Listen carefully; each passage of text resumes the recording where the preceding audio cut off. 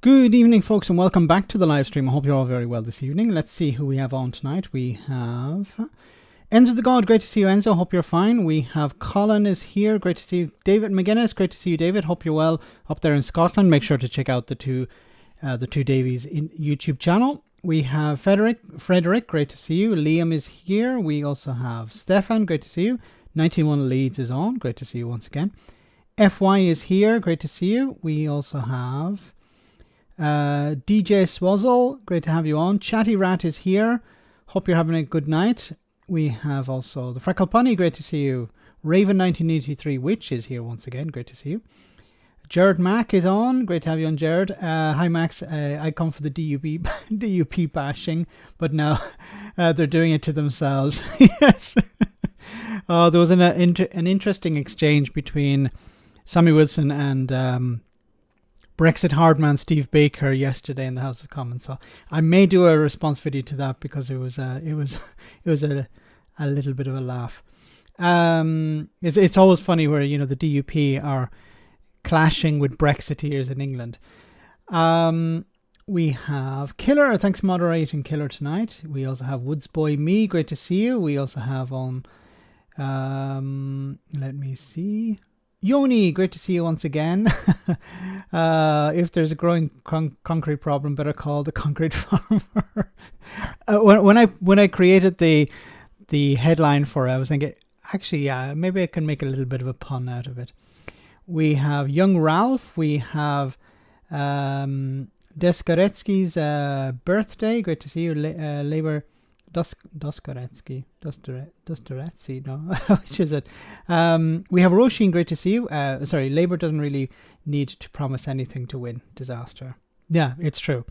The Labour Party don't really need to. They just need to sit back and allow the Tories to implode. Oraman is here. We also have hello Roshin, in case I didn't already say hello. We have also Mark, two Marks. Mark Wilkie and Mark Leslie. We have also Wolfpet. Good to see Wolfpet.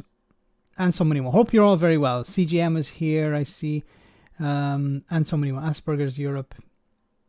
Alistair, great to see you. Hope you're well. And so many more. Hope you're all very well. Hope you had a nice weekend and you're ready for the madness. It's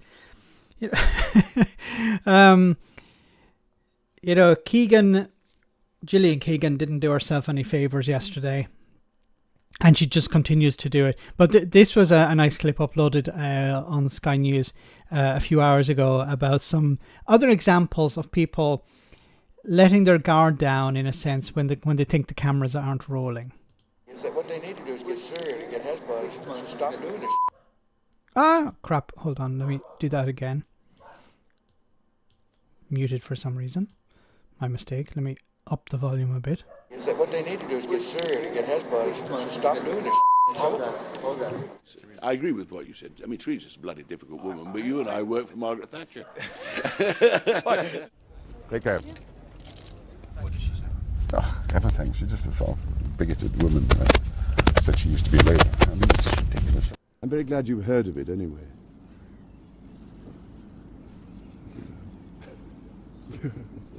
Bloody people. I can't bear that.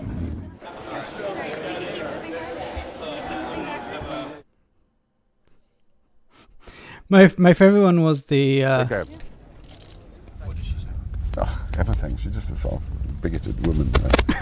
Gordon Brown calling someone, bigoted woman. But this was a good one because he was telling the truth. She was a bigoted woman. I think she was like, oh, there are too many foreigners in this area. And he had to try and, go, well, yeah, I understand, or blah, blah, blah.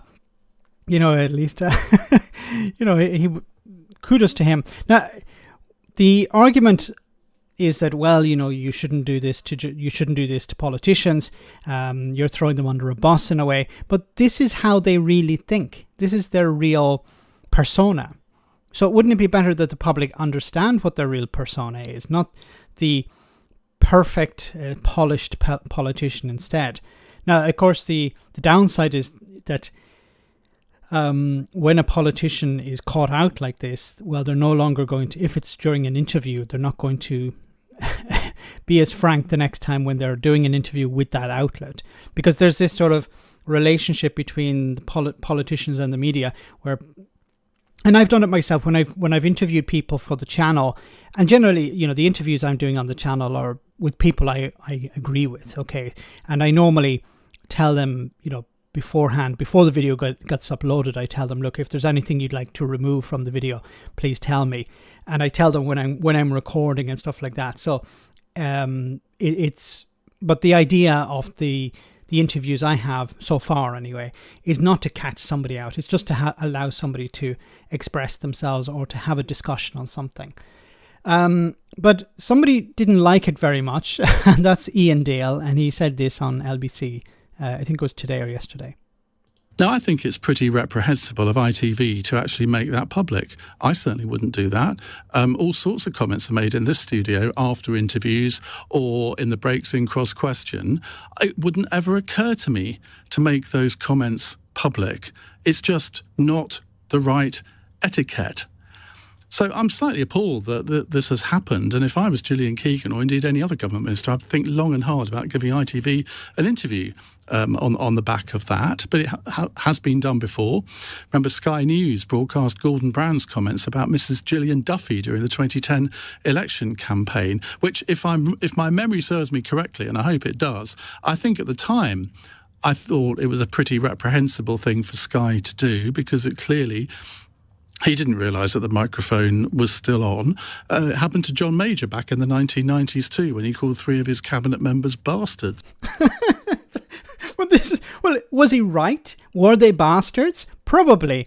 Was Gordon Brown right when he said that this was a bigoted woman? He was right. So what's the problem here? The only problem I see with this is that if it's during an interview, there's a risk that that outlet won't get an interview with the politician again. But this isn't Ian Dale's problem. Ian Dale's problem is that whatever's broadcast is separate from from the opinions of the people.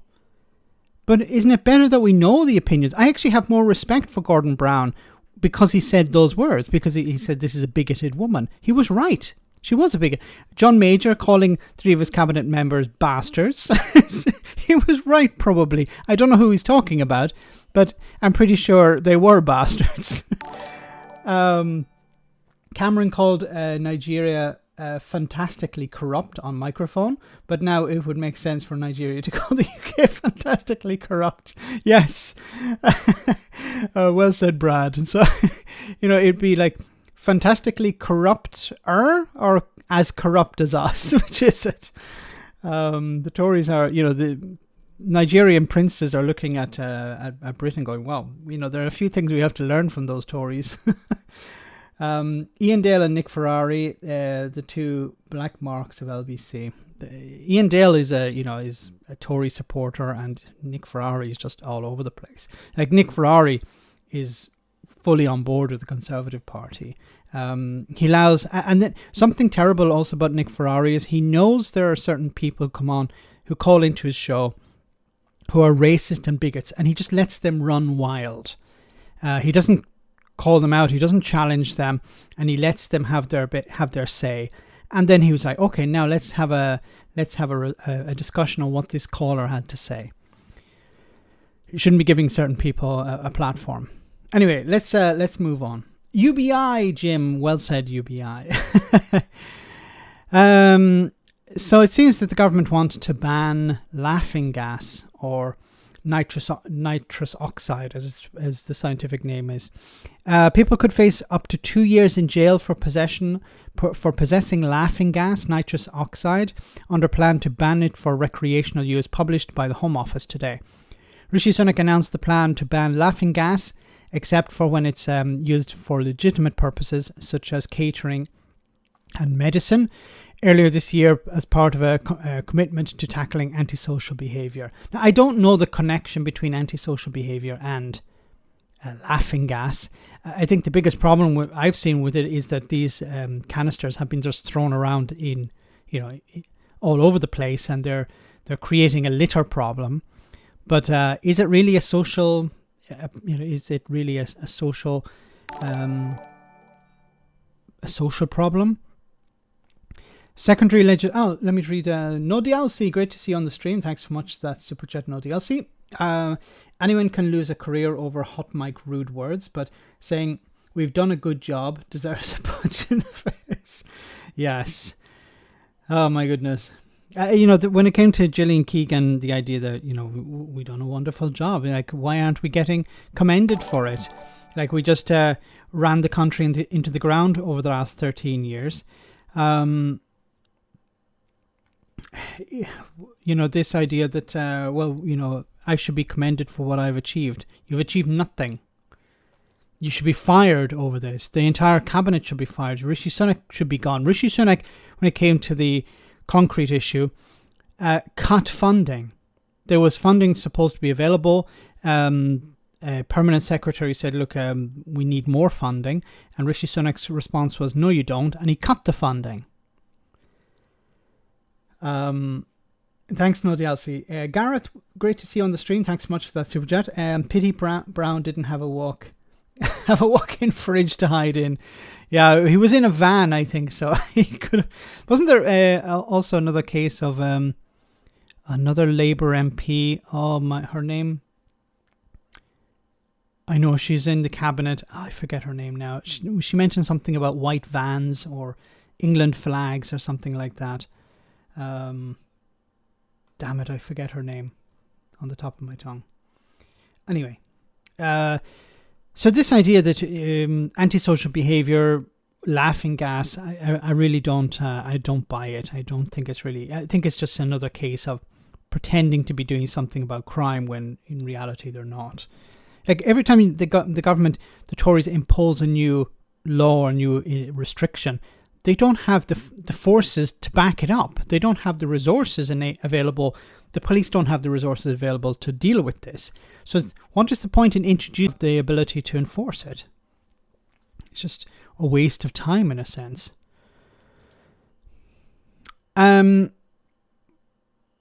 Two-party system, love it, yes. Cost of living crisis, NHS crisis. We need to deal with happy gas because it's the main issue in the UK. Yeah, that or the boats, Reagan. That or the boats. Viking Stewland, great to see you on the stream. Hope you're well. Why are you not chatting about the forced false debts that the council taxes impose?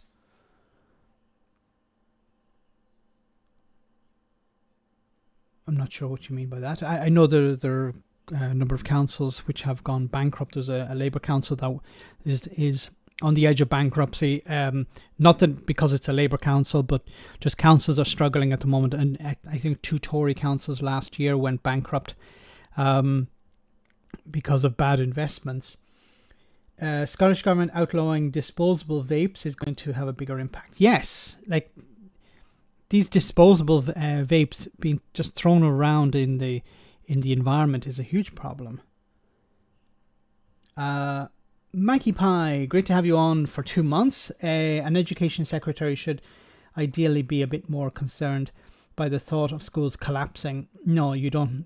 You have not done a bloody job, I love. Yes. You've not done a bloody good job. This idea of blaming everyone but themselves, but this is what they do. This is all they have. And I think this is what's going to be their main message as we run up to the next election.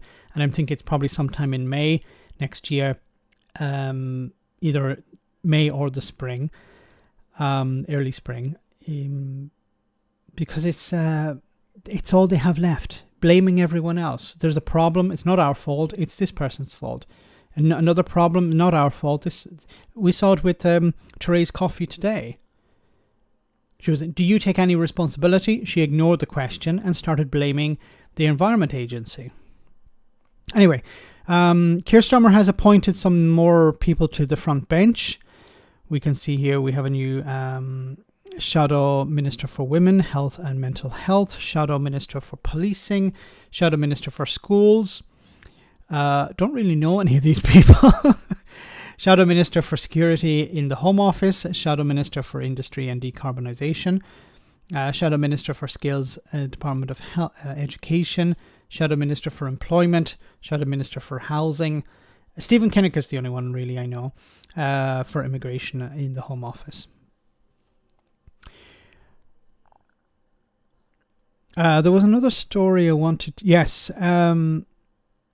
Yeah, it was about universal credit, I believe.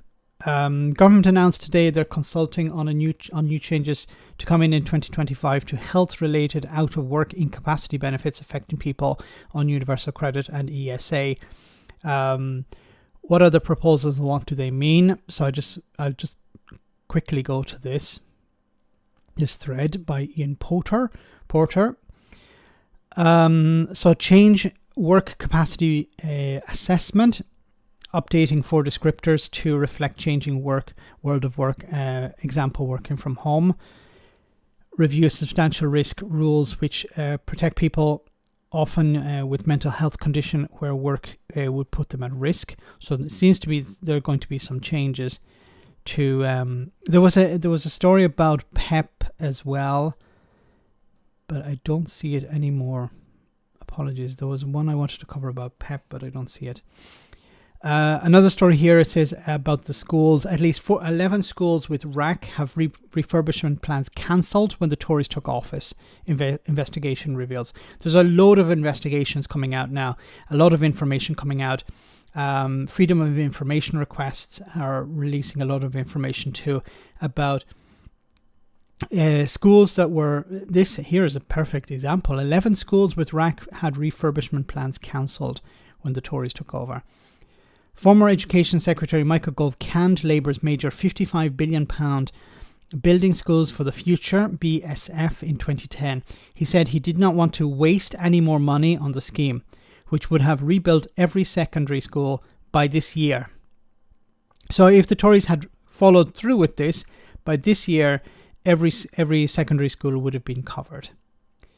A total of 735 rebuilds in England were halted. Schools Week analysis of public documents suggests that as many as 11 of these secondary schools now have to close because they have reinforced autoclaved aerated concrete rack. 6 alone are in Essex, one of the hardest hit areas by the rack crisis. Labour said the revelation showed why the government should accept responsibility for the crisis. The Shadow Schools Minister said, rather than taking a pat on the back, ministers need to take responsibility for the crisis and be honest with parents about how 13 years of Conservative neglect for our school estate has caused this mess. And it's been mentioned before, this isn't affecting Eton. This isn't affecting private schools, it's affecting state schools. Why? Well, because Tory MPs' children don't go to state schools, for the most part. They don't care. It's better to take this money away from... Why did Michael Gove do this? He said it was a waste of money. Because it's not something they can show. See, this is the thing. When it came to... if you're building a new hospital, it's something you can show, even though the Tories are not interested in building new hospitals. But fixing infrastructure isn't something you can see. Collapsing infrastructure is something you can see. But the Tories were probably hoping that, look, do we really need to do all this maintenance? The Tories are like, a kid or someone taking over the parent's car. And then the parents saying, look, we need to do maintenance every 10,000, 20,000 miles or whatever. And the kid is like, no, I'm not going to do that. I'm not going to waste money on maintenance. And then the car, is burning oil. It's there's white smoke coming out the back. And then they're handing the car back to the parent and saying, yeah, it's not a great car. This is probably what this is a bit like what the Tories are doing, handing the economy back to the Labour Party when they win probably in 2024, and it'll be sorry, it needs an oil change. We didn't do any oil changes. We didn't bother investing in maintenance. It's your baby now. Scotland has just over 5,000 school buildings. Around 1,200 have been refurbished, rebuilt, or built new in the past decade or so. Damn SNP. Max, they are getting rid of the work capacity assessment to replace it with a PIP assessment, which is worse, and disabled people will be worse off. I've heard some. Thanks so much for that comment there, Stu. I've heard so many things about the PEP. when it comes to the Department of Work and Pensions, it's just about getting people off benefits and into work, even irrespective of whether they can do the work or not, or just cutting people off benefits, punishing people where possible. A scorched earth politics.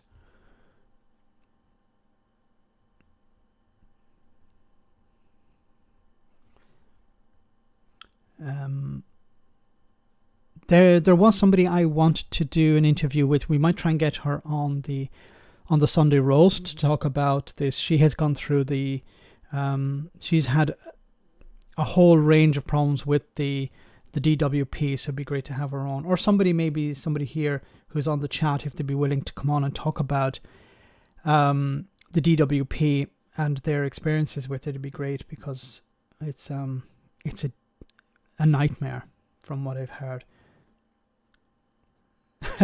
Good thing that Colin was ranting on the radio today, Max. Anyway, let's move on. Charities express concern about plans to tighten tests for out-of-work benefits. This is actually the story I wanted to cover here, and Stu had raised it there in the chat as well. Charities representing disabled people have expressed concern about government plans to change the work capacity assessment, a test used to assess whether people qualify for extra benefits because they are unable to work for health reasons. Mel Stride, the Work and Pension Secretary, presented this as part of a plan to help more disabled people into employment when he announced the move to MPs. But experts have said that a stricter test could lead to some claimants losing significant sums. Well, that's the plan, okay? It's about punishing people, getting people off benefits, not necessarily into work, just getting them off benefits, reducing their benefits where possible.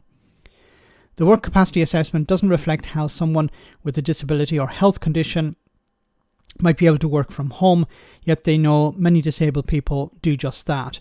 Our plan includes taking account of the fact that people with mobility problems or who suffer anxiety within the workplace have better access to employment opportunities from the rise in flexible and home working. The government is consulting on changes on how the WCA is applied. It says the proportion of claimants getting the highest award has risen from 21% in 2011 to 65% in 2022. In analysis, the Institute for Fiscal Studies think tank says the changes could have a significant impact on people who no longer qualify. Not only will they lose out on the additional income, typically almost £400 per month, claimants are entitled to, they will also be required either to prepare for work or to search for a job in order to keep receiving benefits, it says.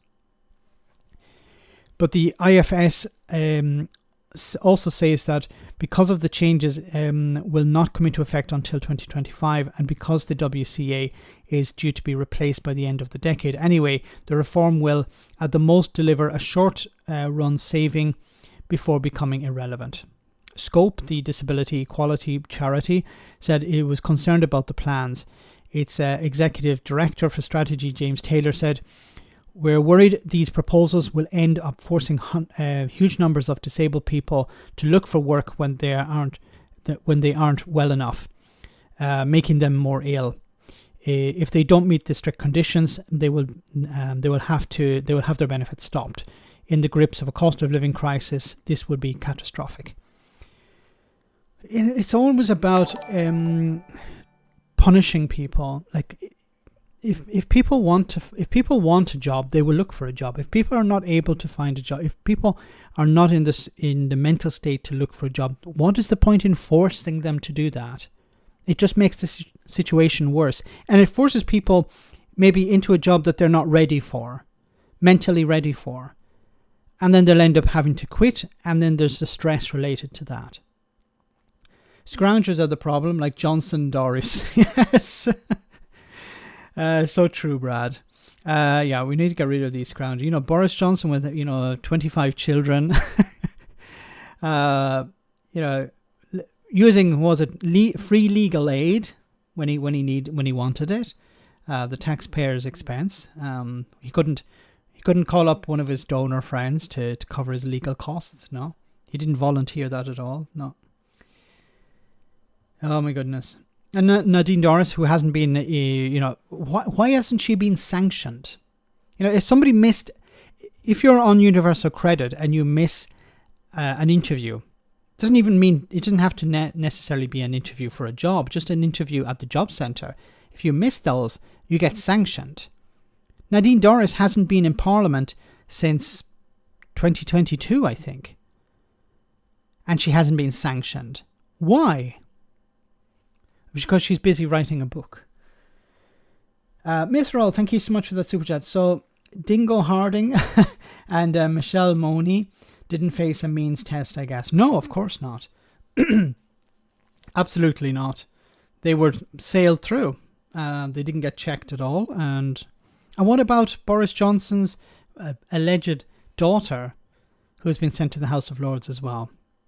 When it comes to Brexit, the House of Lords is the last sort of bastion of Remainer support. The last break to stop the UK from going completely off the cliff. Thank God for the House of Lords sometimes, but some of the people who are in the House of Lords should not be anywhere near the chamber, not even visiting the chamber. Shouldn't even be allowed to visit the chamber. Never mind get one of those fancy cloaks. Birmingham Council skint. So, yeah, I want to cover that next. Where is it? There was a... I'll have to go around this. I'll have to go the hard way.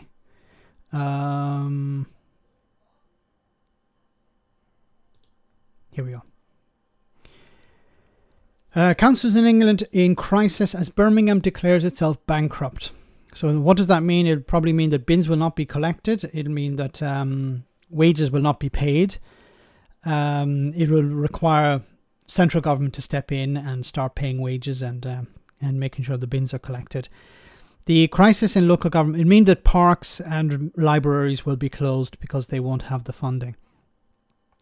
The local crisis in local authorities was laid bare on Tuesday as Birmingham City Council in effect declared itself bankrupt, with experts warning that others across the UK were now living hand to mouth. The council's head of finance took the dramatic decision on Tuesday to issue a Section 114 notice, indicating that it did not have the resources to balance its books. Woking, Croydon and Turrock are among other councils that have made similar announcements recently after botched investment projects and deep funding cuts. But the contagion spreading to Europe's largest local authority, which hosted the last summer's Commonwealth Games, is likely to intensify pressure on Rishi Sunak's government over the legacy of 13 years of austerity. The notice, of course, the media, the right-wing media will focus on, well, this is a Labour council, so it's Labour's fault, so why would you want Labour in government? This is down to austerity. The notice means that all but essential spending will be halted in order to protect core services. It will, and remember that councils are responsible for social care. Councils are responsible for housing.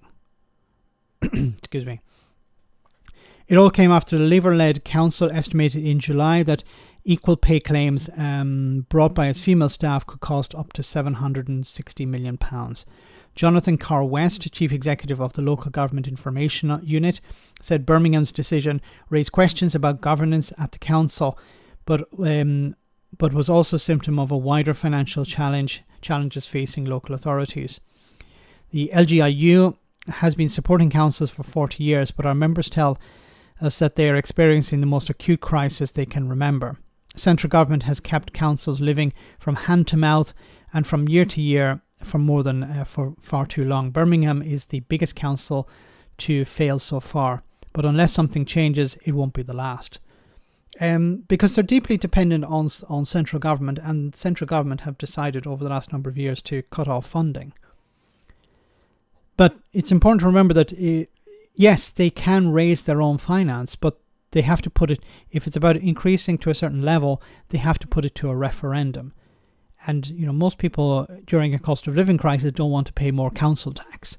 So if the council or the local authority want to increase the council tax, well, they need to put it to a referendum.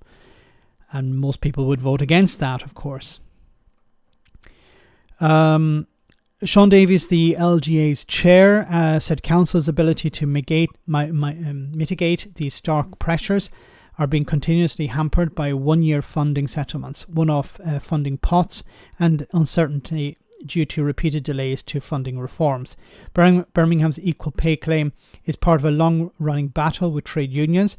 In June, the council revealed that it had paid out $1.1 billion to female workers who had but still had current liability of 650 to 750 million, accruing at a rate of £5 million to £14 million a month.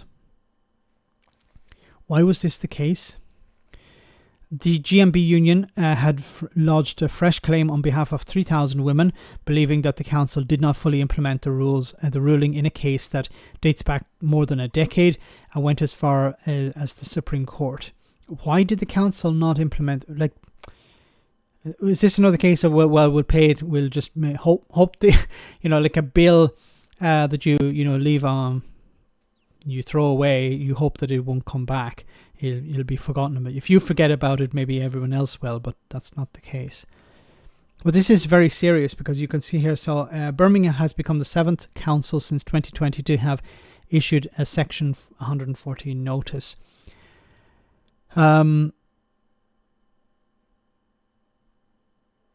Equal to core spending power. This is very worrying. Alistair, thank you so much for that super chat. Equal pay, just like Labour's Glasgow Council blocked, then the SNP Council had to pay it, nearly double the money, than just paying in the first place. Yes, why wasn't it? If it was paid in the first place, then it wouldn't have accrued. It wouldn't have built up if they had paid it in the first round, but they didn't. It's like probably the council well, let's leave it to the next council. I think that's the approach of many of these. They're like a bit like MPs, and governments.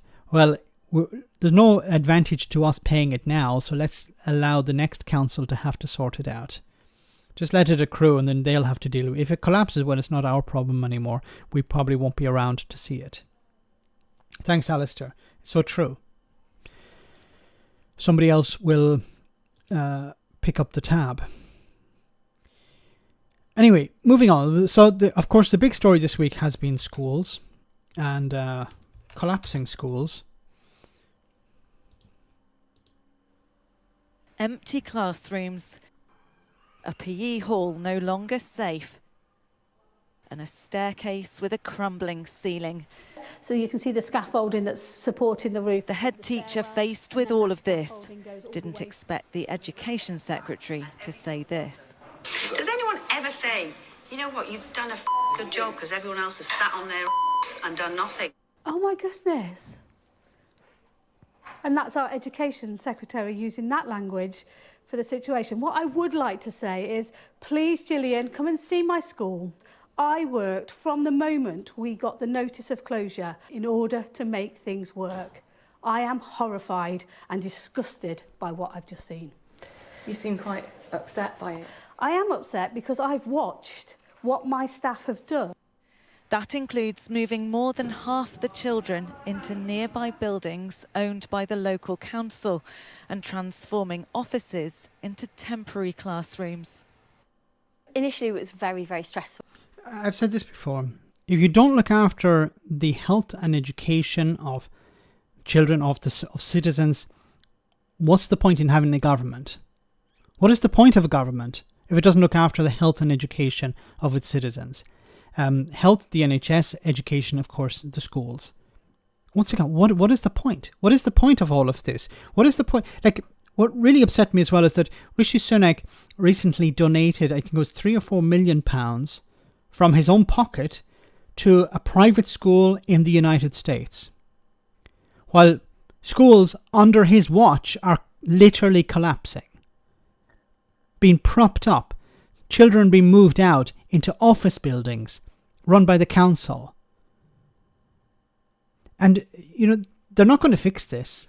This is the problem, is that they're like, okay, a bit like the council, where they're like, okay, well, we're going to be out on our arse soon, so there's no point in actually fixing this problem. Just leave it to the Labour Party to fix.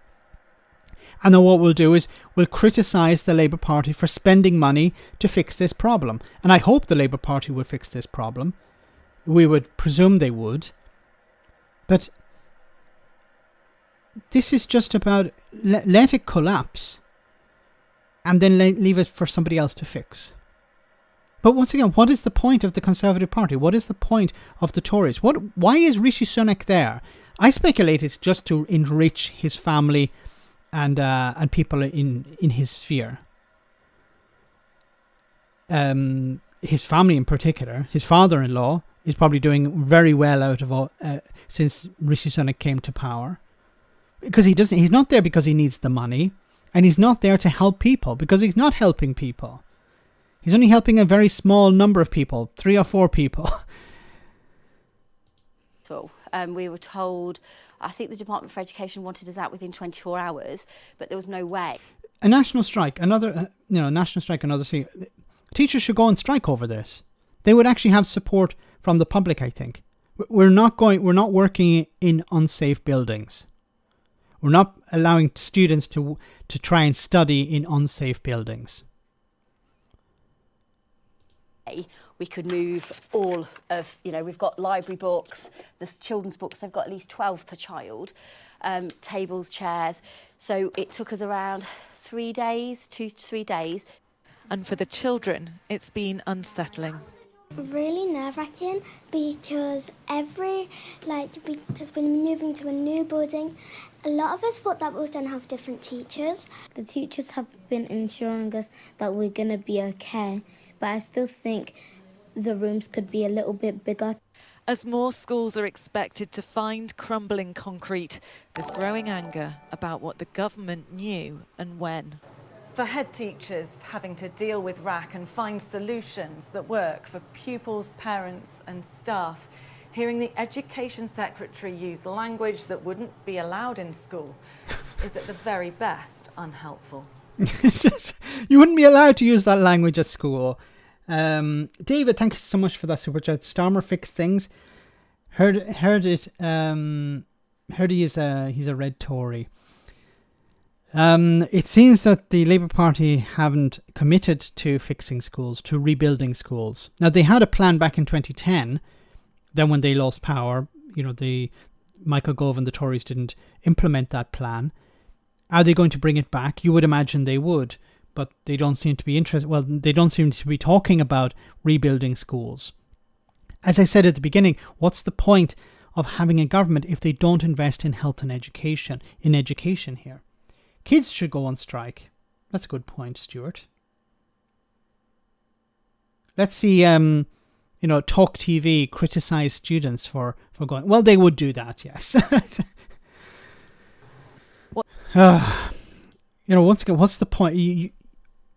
There's a social contract. People follow the rules. People pay their taxes in order to get the basics back. Health, education, and a social safety net. Well, Rishi Sunak isn't implementing any of that at the moment. So what did schools have to do? Well, they received surveys. Not surveyors, surveys. Gillian Keegan tells education leaders to get off their backsides and answer RAC survey.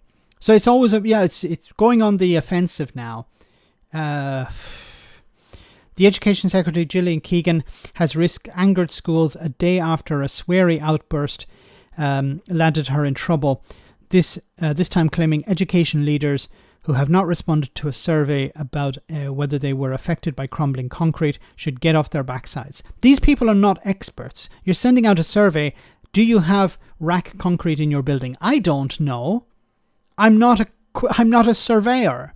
I'm not an engineer. I'm a head teacher. I'm trying to organize for children, organize the year. You're sending me a bloody survey at the last minute while you were on holiday. She was on holiday last week. The survey was sent while she was on holiday. Her comments in a radio interview came a day after she was forced to apologise after being caught swearing on camera while expressing frustration about the crisis surrounding reinforced autoclave aerated concrete in schools, claiming that everyone else has sat on their arse while she tried to fix the problem.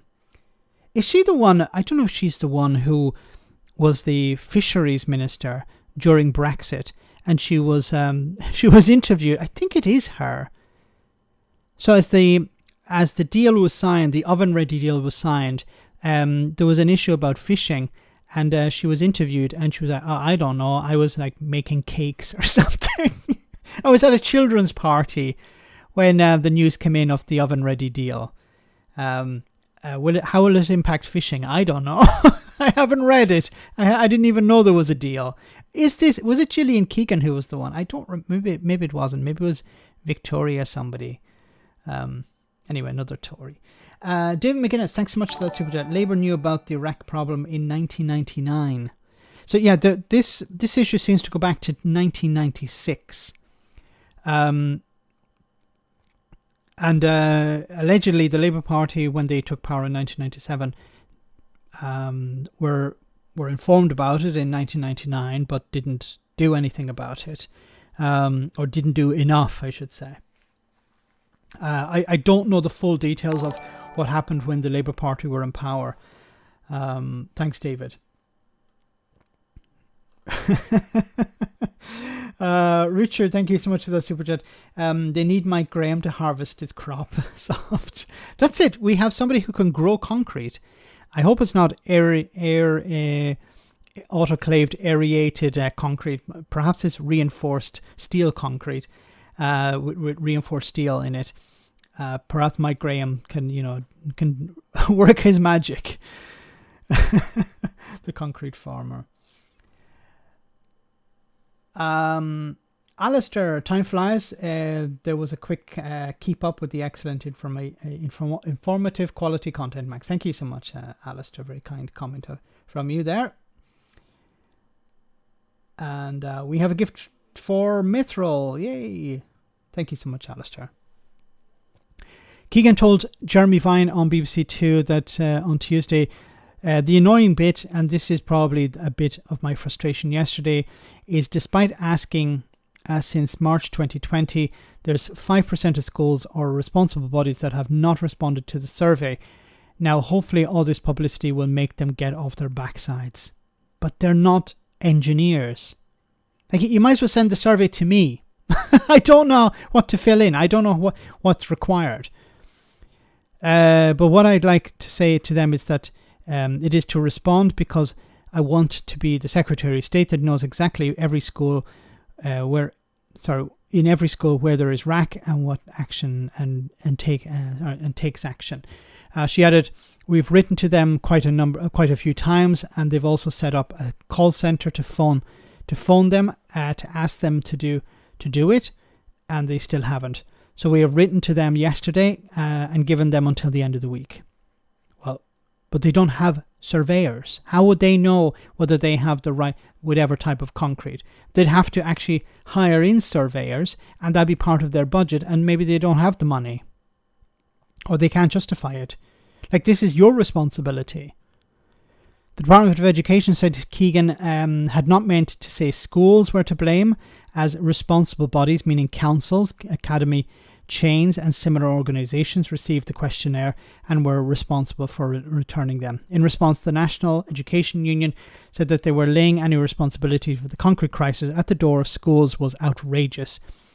Daniel Kebby, the General Secretary of the NEU, said it is outrageous of the Education Secretary to lay any responsibility for the RAC crisis at the door of schools. The fact that the Department of Education has dragged its heels over many years on this issue. The government has failed to show leadership on the issue for many years. This, of course, because it's about spinning your wheels until the Labour government comes along. That's what they're hoping to do. Just blame everyone, do nothing, blame everyone, and hope it all blows over. Responsible bodies, the fall guys, yes. It's always about somebody else. I'm surprised they haven't blamed civil servants in Whitehall. Or maybe they will. It's quite disgusting, because you're throwing people who have no power under a bus, and you are ultimately responsible. It's like, your boss telling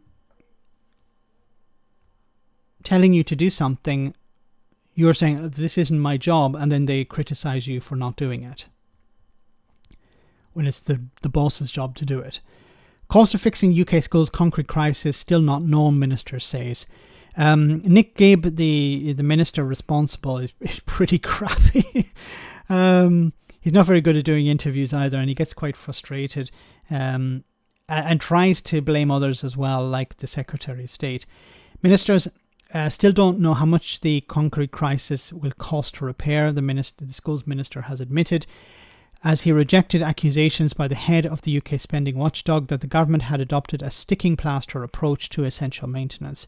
Nick Gibb said he and ministers were unable to come up with a figure because every school affected by the problem of crumbling reinforced RAC experienced it in different ways. And that's true. It's going to be very difficult to calculate because every school will be different. The requirements, in some cases it might be better just to close off the section of the school and never fix it. It may be necessary to fix it because you need that area. You may be able to move kids and teachers into prefabricated buildings for a short period of time. It may be necessary to put them in for a long period of time. So it's going to be very difficult to come up with a cost, but they should be coming up with a cost. Like, it's not impossible, but you should have some ballpark figure. But it's going to be a lot, especially when Rishi Sunak is saying, yeah, but we need to spend this money on stopping boats. Like, we could spend billions fixing schools, but what about boats and barges and hotels? In some schools, it could be it could just be a room or a cupboard, or in others it would be pervasive throughout the building, throughout the school. Gibbs said he didn't recognise claims this week the Department of Education former head of the civil servants that Rishi Sunak had refused to properly fund a school building programme when he was Chancellor, despite officials presenting evidence that there was a critical risk to life from crumbling concrete panels. Rishi Sunak was told there's a critical risk to life, and he says, is it going to cost money? Yes. Well, you're not getting it. We have to spend it on Brexit or something. We have to spend it on preparing for Brexit for the 31st of October 2019. After the department told Rishi Sunak's Treasury that they would need to rebuild 300 to 400 schools a year in England, he gave them funding for only 100, which was then halved to 50. Yes, so they said we need funding for 300 to 400 schools. Rishi Sunak said, you're not getting 300 to 400. We'll give you 100. What? Okay, we'll give you 50. Who was the permanent secretary of the department from 2016 to 2020. Gibb told broadcasters this morning that he had checked with officials on Monday and insisted that the claim was wrong. Yeah, just lie. 50 school buildings a year is what the system can cope with. 50 school buildings per year. So if in 10 years you would do 500, which isn't anywhere near. Like 500 is less. The amount you do in 10 years is about the same as what you'd need to do in 1 year. Get Dominic Rack on the case. Well said, Frank Bunny. Not Rab, but Dominic Rack. Well said. Nat, thanks so much for that super chat, and thanks Freckle Bunny. Political gaslighting. Yes, it's all. No, there's nothing to see here. We've done our best. It's somebody else's fault. It's not our fault. There's nothing to see here. It's all hunky dory. Maybe kids should wear hard hats. Wolfpatch, thanks so much for that super chat. Oh, come on now. If they spent money on fixing schools, there'd be less to fish out for our pals. Can't have that. Yes, 37 billion pounds handed over to Dido Harding without question. Now, can we see how you're going to? No. What are you going to spend? No. Where's it going to go? No. Just here you go. 37 billion pounds, and no request for her to come and answer how the money was spent, how the money is going to be clawed back. where it's gone, who received most of it, what companies benefited, what Tory donors benefited. And Dr. Harding's still a member of the House of Lords. But there isn't money for schools. 50 schools a year. That's just ridiculous. Oh, God. Thanks, Wolfpet. Gareth, great to have your super chat. Thanks so much for that. Last of my super chat, Slush Fund Max. Curiously got the DWP up my rear for a false and frankly malicious allegation claiming that I've been working whilst claiming disability benefits. I think I said before, the DWP should be considered a criminal organisation, what it does to people. It's like, joking aside and everything, it's driven so many people over the edge.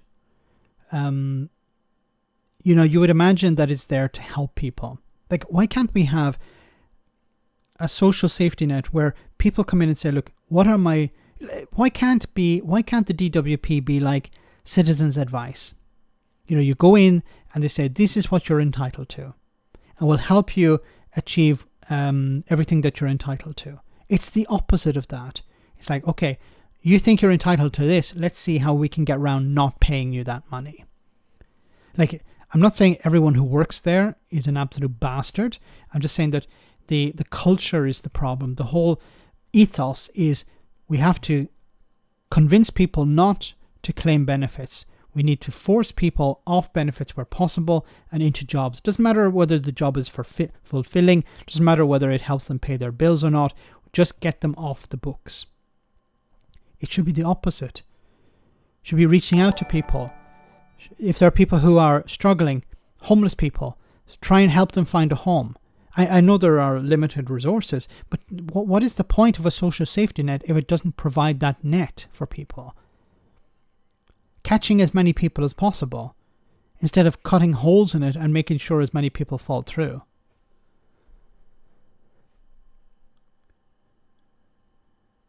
Stop using rack when you rebuild. Oh my God, no, this... You just said something there that would, would you be surprised if the school building was handed over to some Tory donor and the Tory donor started using rack again? I would not be surprised. You know, Michelle Moan set up her own building company and she was given a contract to build schools, and then they discovered actually she's using rack because it's the cheapest. But her response was, yeah, but it'll last maybe 20 years. Or 15. Wegovy has got the VIP lane sorted for school repair contracts, David. Yes, probably. I think Michael Gove is probably going to do quite well out of all of this. Somebody's going to do very well out of this. Whoever's going to get these contracts, we need to follow the money. I'm sure there are some Tory donors with their hand out. So guys, we're about halfway through the stream, so I'm going to take a short comedy moment and then we'll be back in just a jiffy with more serious stuff. Hope you enjoy this. Now, from a PR standpoint, your corporate image is terrible. So I've been working on an advertising campaign to give your company a complete image makeover. Okay, give it to me. We open with a shot of cliffs and ocean. It's raw, untamed by man. I want to reconnect the brand with nature. Ooh, nature, that's good. Sorry, Chief, one of our oil tankers crashed off the coast of Greenland. Have the press got a hold of it yet? No. Well, there's no need to worry about it for the moment. Okay. Sorry. Nature. Now we cut to a forest. A family are camping and a small child looks in awe at the wildlife. Turns out palm oil is cheaper than regular oil. Switch to that. I'm back in the ring. Now we go to that same family in an estate cleaning up leaves with the slogan supporting local communities. So I've sacked the workers and moved the factory, but now the local politicians up in arms. Tell them we'll sponsor a roundabout or something. Roundabout. Now that same little child smiles up at her parents and gives them a big hug. Children are a gift. We can reduce labour costs if we use 7-year-olds in Bangladesh. Do it. I'm all yours. Music-wise for the ad, we wanted to go with a local indie band. Very wholesome. But it turns out they want to be paid, so instead we're going to go with a sound-alike. Serves them right. While we're on that sense of place, your Irish identity is one of your greatest assets. We are very proud of our Irish heritage. Just found another tax loophole. Great stuff. But we'll have to move the headquarters to Singapore. No problem there. Didn't think so. Sorry, where were we? National identity. Terribly important. How about we stick a shamrock on all the packaging? Inspiring. Finally, the company name. Evil Industries, it just isn't friendly. Really? Now, it's very fashionable at the moment to be environmentally friendly. Okay. So how about Eco-Evil Industries. Would we have to change it? All you have to do is ban plastic straws in the canteen. I like your style, sir. You're hired. Welcome to the team. What are these? They help you sleep at night. Doomda! Oh my goodness. It's true though, corporate entities. We're doing a bit of greenwashing here. Anyway, Brexit. Yay, Brexit. Dover Port to reclaim land from sea to help avoid long queues. Who would have thought they'd see this coming? The Port of Dover plans to build on land reclaimed. Wouldn't it be cheaper? Wouldn't it actually be cheaper just for the UK to rejoin the EU and the single market and the customs union and avoid this? But no, what we're going to do is we're going to reclaim land from the sea to get round the Brexit problem. The Port of Dover plans to build on land reclaimed from the sea. How much is this going to cost? I haven't actually read the report, but I imagine it's going to be, whatever the number is, it's not going to be, you can double it. Anyway, the Port of Dover plans to build on land reclaimed from the sea to create more space to process passengers in the hope of reducing delays when the EU introduces its biometric border control system next year. The port's chief executive, Doug Bannister, said building out into the sea would help after previous warnings of the new system could cause long tailbacks. The biometric controls known as the entry-exit system were due to be introduced in 2022 but have been delayed until autumn 2024. The automated IT system replaces the manual stamping of passports, which the EU says is time-consuming, and is designed to register travellers from third countries each time they cross an EU border. This makes sense. Instead of physically stamping passports, have some sort of IT system.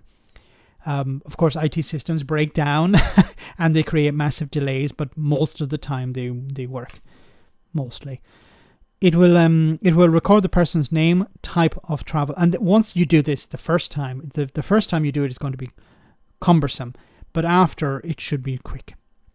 It will record the person's name, type of travel document and biometric data, fingerprints and captured facial images, as well as the date and place of entry and exit, as well as refusals of entry. In the past few years, post-Brexit checks have contributed to waiting times and led to long queues at the port. Bannister told the BBC that the port was already being planned to reclaim land in its western docks for cargo use. He intended to speed up the project so the area can be used to accommodate passengers when the new border checks start. This acceleration will cost an extra £2 million. Okay, it's going to cost an extra £2 million. Okay, so I'm not sure how much the whole thing will cost.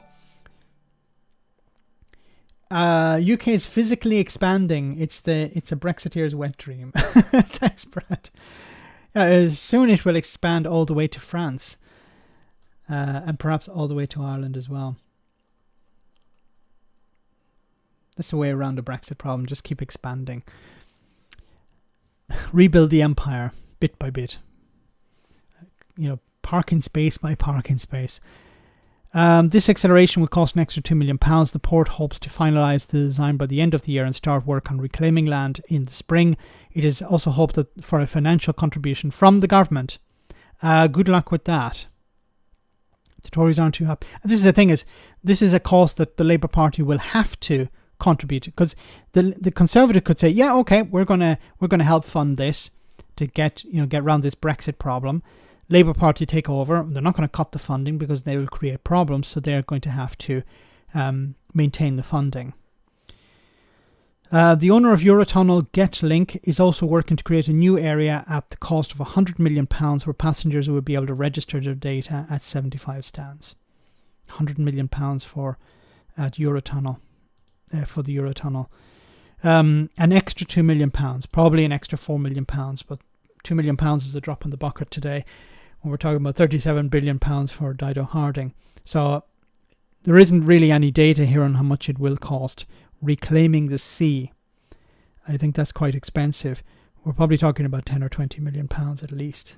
Or if anyone has the 100 squilisti milioni. Don't tell Nigel. Yes, don't tell Nigel Farage. He'll be quite upset. Where will he park his loins? Anyway, moving on. The House of Lords. Tory peers could stop Gove's plan to relax pollution rules in England. Once again, the House of Lords that the Labour Party are planning to reform, let's hold on to it for a bit longer, perhaps, because it's a sort of break on some of the damage the Tories want to do. It doesn't completely stop the damage, but it slows some of it down. A Tory rebellion in the House of Lords could thwart Michael Gove's plan to rip up pollution laws for house builders in England. The former minister, Zach Goldsmith, who recently quit the government over what he learned, themed Rishi Sunak's apathy over the environment, and Sir John Randall, a former environmental advisor to Number 10, have signed an amendment laid by the Duke of Wellington that would nullify the government's plans. Last week, Gove and the Environment Secretary, Therese Coffey, announced plans to amend the Levelling Up Bill, which would undo EU-derived rules stopping house builders from polluting sensitive areas. It would essentially force planning officials to pretend sewage pollution for new developments does not exist when existing applications for sensitive areas such as do not exist when considering applications for sensitive areas such as Norfolk Broads and the Lake District. Basically, what this was about was allowing developers to pollute for free. The government would pick up the tab, so they wouldn't be allowed. They'd have to implement some sort of measure, but the government would compensate them for that.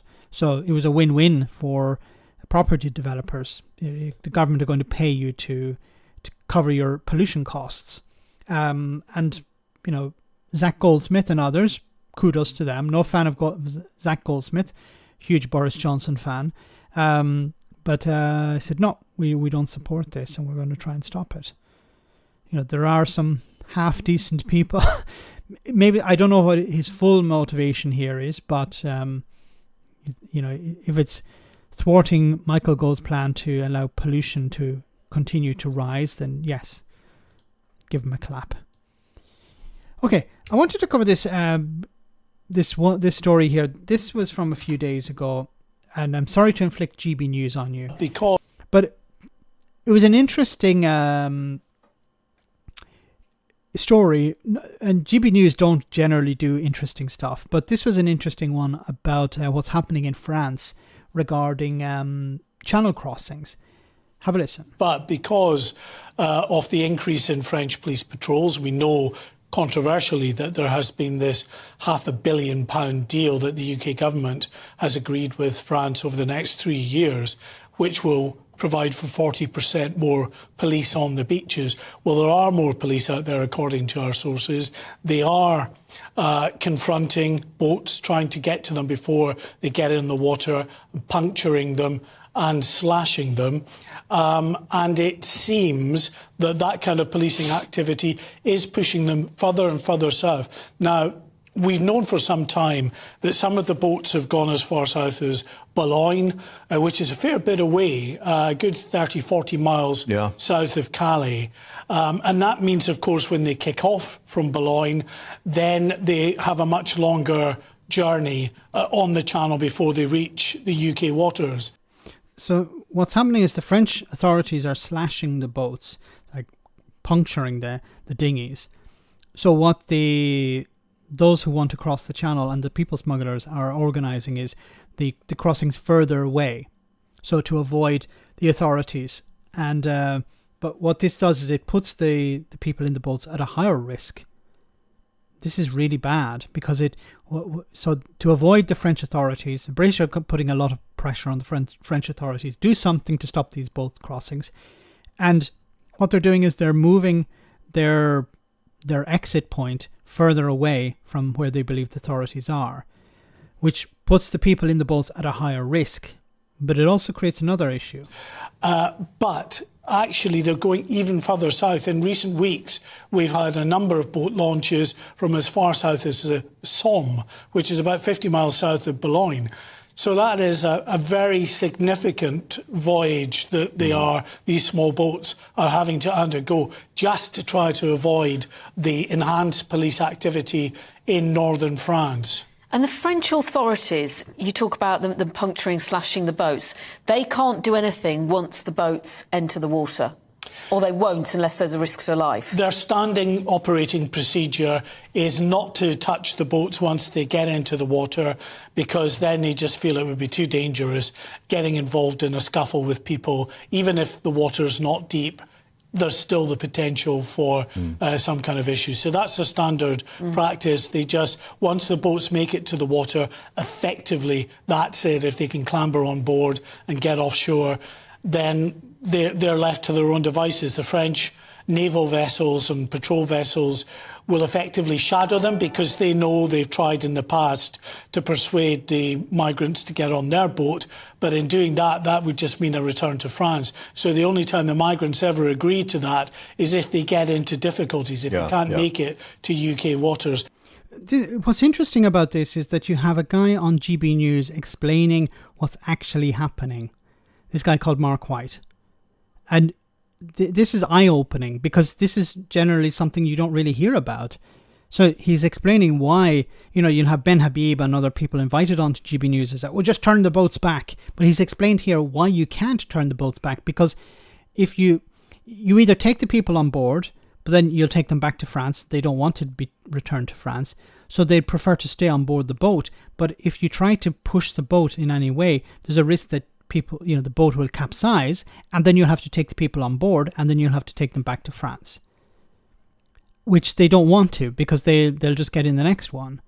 So what the French are doing is they're slashing the boats, but then the people smugglers are organizing crossings further away from where they believe the police are. So it's a game of cat and mouse that the French can't really win, because boat crossing can happen at any time, at pretty much anywhere, and you can't control a border that's like 100 miles long, constantly monitoring it. These things can be organized within a few hours. So even in minutes, like a boat, a dinghy arrives, in the back of a van, filled it up with some air, and then everyone on board go. And as soon as it's in the water, then it has to be shadowed. You can't force people off it. So it's so strange to hear something like this on GB News, because they're generally inviting people on with some ridiculous ideas about how to deal with this. Stop the boats, get safer routes, problem solved. Yes, Alistair. You can, if you really wanted to stop the boats, you create safe routes. Human rights charities, NGO people have been saying this first, and even politicians in the House of Commons have been saying this: create safe routes, and this will stop the boats. But the Tories don't want to do that, because it would stop the boats, and then what do they argue about? What is their trump card in their belief? They keep saying that the Labour Party don't want to stop the boats, they want open borders and stuff like this. Sort of weird Republican USA rhetoric. Thanks so much, Alistair. So I just wanted to touch on that, because it was a very interesting take on GB News, of all places. Anyway, let's move on. So at the beginning of the live stream, I think it was David McGuinness from the Two Davies YouTube channel. He said that Labour don't trust Keir Starmer to rebuild schools. This is what West Streeting had to say. The point is, you say all of that, but then when we say, well, yeah, okay, so are you going to bring back new schools, a new schools programme? You're unable to promise it because Rachel Reeves will tell you to shut up. Hang on a second. This is a good example where, for example, so on schools, it's a really good example. We don't even know what the scale of the problem or the size of the bill will be just for the RAC schools. And we're going into the election. We're going into the election with a fully costed, fully funded manifesto. We're working through. Bridget Phillipson has been doggedly trying to get the figures and crucially the size of the bill out of the government, so then she can make wider choices about the education capital programme. Great to see you on the stream, Metalhead2550. See, this is where this sort of hard-headed economic argument clashes with hope. You would hope that the Labour Party would say, we're going to rebuild these schools. We're going to find a way. We're going to commit to rebuilding. Like, Do we have the money? No, we don't. We don't have a costing for it because it's impossible to have a costing for it. The Tories don't even have a costing for what the damage is today. But we will commit to start the rebuilding. I think that's what they should do. What we're going to do is we're going to increase the education budget and we're going to commit to rebuilding these schools. We're going to, because they have to provide something. And constantly saying, well, we need to wait to, we're taking over a poison chalice. We can't. This is about schools. This is not about, a high-speed rail network, or this is not about, building new bridges or something like this. This is about something fundamental in society. Health and education and social safety net, they are the pillars of society. If you don't have those, then you don't have a society. You don't have a government. What is the point in having a government? What's the point in voting in a government if they don't prioritise these things? The Tories have gotten away with it because the right-wing media allow them to get away with it. And I understand that the Labour Party are fighting this battle, not just against the Conservatives, but also against the media. The right-wing media are waiting for them to mess up and then say, oh, see, they have a policy that they haven't costed. But there's a risk here that you're going to alienate so many people because they say, okay, well, what about, we don't care about the cost. We want our schools. We want children to get an education. How can you put a price on that? You shouldn't put a price on that. Where do you dump the asbestos? Asbestos has to be disposed of correctly, and it's extremely expensive. Labour continuity of Tory government, my opinion, Max. It's looking like that. It's certainly looking like, we're not going to rock the boat. We're just going to continue with some of the policies. And I understand in Scotland there is a real concern that the Labour Party just want to continue Tory policies. Two cheeks of the same arse, as mentioned in Scotland. I really hope that's not the case in England. We want to see some hope from the Labour Party. We want to see them doing something different. One thing is having things costed, but another thing is people. You can't say, well, we can't afford to rebuild the schools. You have to build the schools. If you have to borrow the money, if you have to raise taxes on the richest in society, do that in order to fix these schools. This has to be a priority. Like hospitals, they have to be a priority. You can have two priorities, can't you? Rishi Sunak has 5. David, thanks so much for that super chat. As I said earlier, don't trust the red Tories. There was a clip today with the head of the Labour Party in Scotland, the Scottish Labour Party, who said that they want to introduce a tax on Amazon. But allegedly, the Scottish government can't do that. So I don't know if it was the Scottish Labour leaders' advertisement of promotion of independence there. But I had to check it out. You don't need to care about the cost, just create the money. Taxation is used to control any resultant inflation. But I'm not convinced by that point. Like, if it's necessary, like it will be expensive to rebuild the schools, but you have to do it. You can't say we can't afford it. Children will have to learn from home, or they'll have to learn from prefabricated buildings, or they'll have to just wear a hard hat, or they'll have to run out whenever they hear, a crack appearing, or they see plaster falling down from the ceiling. This can't be the solution. Anyway. Moving on. Related to housing, but not exactly the same thing, and not a British story, but a European one. Almost 1 million people across Europe are homeless on any given night. And then we have the league table. Almost 1 million people are homeless on any given night across Europe. A new report has estimated. Finansta, the Federation of National Organizations Working for the Homeless, said the figure, which only reflects the most visible forms of homelessness, highlights the failure of European countries to make housing a fundamental right. It estimates that at least 895,000 people are homeless each night, a population comparable to that of the city of Marseille or Turin. The data collected from European countries and the UK ranges from census records to local authority figures and is a minimum estimate, as figures are not available for 6 categories that the authors of the report used to define homelessness. So we can just see the league table here. You can see France, Germany. This is the rate of people experiencing homelessness.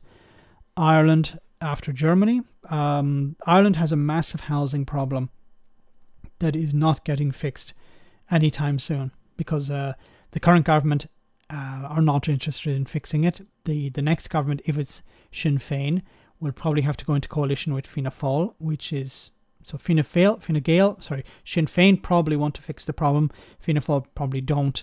So it'll be difficult to see how it will be resolved. The UK isn't on this table. The category includes those sleeping rough, people in emergency accommodation, and homeless people living temporarily in conventional housing with family and friends. The last category will resonate with many in countries like Ireland, where housing has hit crisis levels, leaving working families evicted and having to live with family and friends. They said the reduction in Denmark was very likely to the result of the national policy to combat homelessness as part of a housing first strategy, which improves capacity of accommodation centres and runs preventative policies targeting those aged under 24 in major cities. There are countries that have dealt with it really well, like Finland and Denmark, where they have a proactive policy, not a reactive one. A lot of governments, generally centre-right governments, will ignore this and blame it on the victims of homelessness.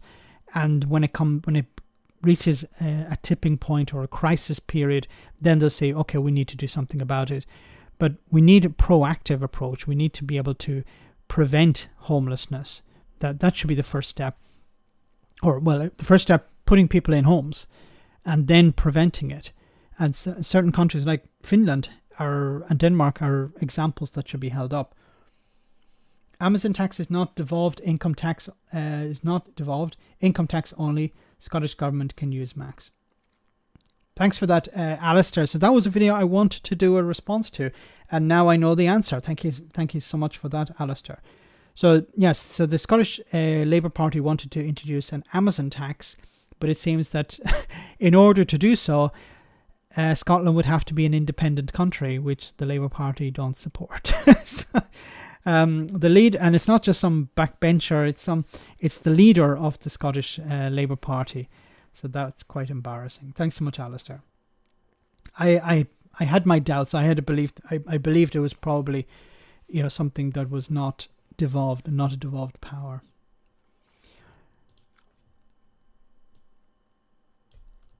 Moving on. Education and health and the Tories. Healthcare tycoon Hester swells Tory election war chest with £5 million donation. Why is this guy giving the Tories £5 million when they're going down the toilet? Maybe he wants something before they go. A healthcare entrepreneur who ranks among Britain's richest people and whose company has close ties to the government has handed a £5 million donation to the Conservative Party, one of the biggest in recent history. Sky News has learnt that Frank Hester, founder and chief executive of Phoenix Partnership, has given the Tories a 7-figure sum that will provide the party with a significant boost to its general election war chest. How is this possible? How is this not corruption? We should ban these donations. Political parties should be publicly funded. And it's all above board, it's all transparent. This party got this amount of money and they spend it, and they have to explain how they spend it. They have to show how they spend it. They spend it on advertising, on social media adverts or whatever. And it should be all transparent and all above board.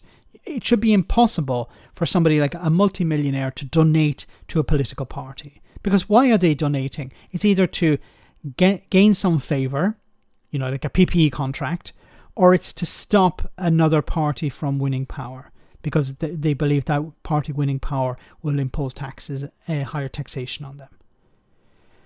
The sum is likely to be disclosed in the latest quarterly data on political donations, which is expected. Let's call it what it is. It's corruption. It's not donate. It's a bribe. It's a bribe. It's illegal to meet with, Rishi Sunak in a car park at midnight and hand him a brown envelope filled with cash. That's actually illegal. But if you set up a company and make a donation for the same amount to Rishi Sunak's party, that's perfectly legal. It's like, NHS contract max. Well said, Alistair. That's probably what he's looking for. He's in healthcare. The sum, anyway, based in Leeds, TPP, like PPE, TPP describes itself as a leading global provider of healthcare technology. It says it provides vital clinical IT services in more than 2,600 GP practices. During the pandemic, it was reported to have won a 6-figure contract to supply data on vaccine uptake levels. Well done. I'm presuming he wants a bit more than that. Mr. Hester, who was awarded an OBE in 2015 for services to healthcare, his company made a lot of money. Here's an OBE. Has accompanied ministers on several overseas trade missions. In 2013, he travelled.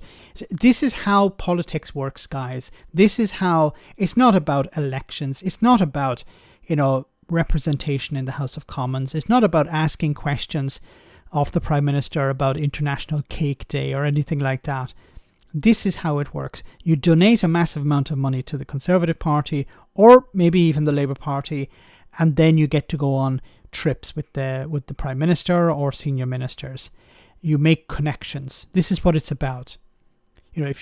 One thing is getting a law made in your name or to suit you. Another is going on trips to expand your network and using politicians to do so. It's a really dirty game. It's disgusting. And the public are being told your vote counts. Yeah. In 2013, he travelled to India with David Cameron and then the then Prime Minister, as part of Britain's biggest ever trade delegation.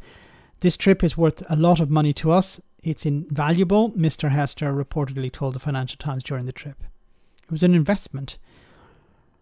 Being with the Prime Minister and UK trade and investment means we see the right people. The following year, Jeremy Hunt, the then Health Secretary, visited TPP headquarters, saying technology is the key 21st century personalised healthcare. So it's great to see companies like TPP leading the way with new software that will put care home residents in control of their health. This control and choice, these are the buzzwords to check out when we talk about privatization. Putting people in control of their health, giving people choice. This is how privatization is sold to the public. This year's Sunday Times Rich List estimated that Mr. Hester's wealth at 415 million, ranking him joint 321st. Oh, he's somewhere behind Rishi Sunak then. Mr. Hester's donation is expected to be among the biggest. Rishi Sunak is richer than this guy, and the Tories are relying on this guy to help fund it. Why can't Rishi Sunak put his hand in his pocket? In June, it emerged that the Egyptian-born billionaire Mohammed Mansour has handed the Tories £5 million, which was reportedly the biggest single donation since 2001. The hedge fund manager Alan Howard gave £1 million to the Tories earlier this year. The party financial fortunes had a degree fallen hostage to the splintering of Brexit sentiment in the parliamentary party and among its donors. Boris Johnson was perceived as a leader with enormous financial pulling power. It's just about bringing in money. Anyway, he told the Financial Times that he wanted Keir Starmer. Anyway, sorry. It emerged earlier this year that Labour had also landed a big multi-million pound donation from Gary Lubner, a former boss of Autoglass. He told the FT that he wanted Keir Starmer to lead the Labour Party into government and remain there for a long time. The newspaper said that he was expected to give around £5 million to help fund its election campaign. Imagine that £5 million if he instead given it to a charity, a homeless charity. What would they do with that money? A Conservative Party spokesperson declined to comment, while TPP did not respond to a series of email inquiries. Is it for some sort of contract? Probably. I don't know. I'm speculating, of course. But why do multimillionaires donate to political parties? It's generally to get something in return. Connections, a contract, a law, a change in the tax code, something like this. Money grab Tories at the best. It could be a case of, let's put in one of my systems, and then once it's in place now, it will be in place for the foreseeable future, because the Labour Party aren't going to rip it out. If it's embedded in the system, they're not going to rip it out and try and replace it with something else. There's no motivation for them to do so. So, it's better to donate and get it in now than run the risk of trying to donate to the Labour Party and then not winning it in the future. Donate to the NHS, goddammit. Well said, Frederick. Why are these people donating? It's corruption. It's pure and utter corruption. So guys, we're almost at the end of the stream. I want to say thank you so much to everyone who came on tonight. Thank you so much for the super chats, greatly appreciated.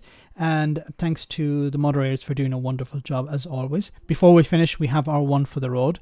Let me just bring it up now, so I hope you will enjoy it. I'm sure you will. I'll see you on Friday, same bad time, same bad channel. And remember, this Sunday we have our first Sunday roast of the new season, so I hope you'll be able to check that out. We in government would like to make it clear that most schools are unaffected by the crumbly concrete issue. Most children are completely safe and most parents have nothing to worry about. In fact, it's only about 5% of schools that are affected, and when you think about it like that, it's basically just a rounding error. I'd just like to stress that most of the water in our rivers and seas is not actually sewage. Most of the water is unaffected by the sewage that's floating in it, and most people don't want to swim in the sea or in rivers. So it's important to note that most buses are not primed to explode if their speed falls below 50 miles an hour. Yes, the government has been aware of the existence of these buses for some time, but most of the people we care about don't use buses. I know that people on board the vessel are worried, but can I make it clear that most ocean-going liners are unaffected by icebergs? I can't stress this enough. Most asteroids are not hurtling towards this planet, threatening to wipe out all life on Earth. In fact, most asteroids go about their business without causing any worldwide panic at all, so maybe we should be giving a bit more thought to them. I accept that this has been a difficult election night for us, but can I just point out that some Tory MPs have kept their seats?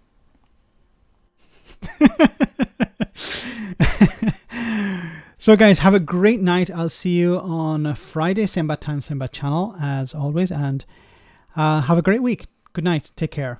See you soon.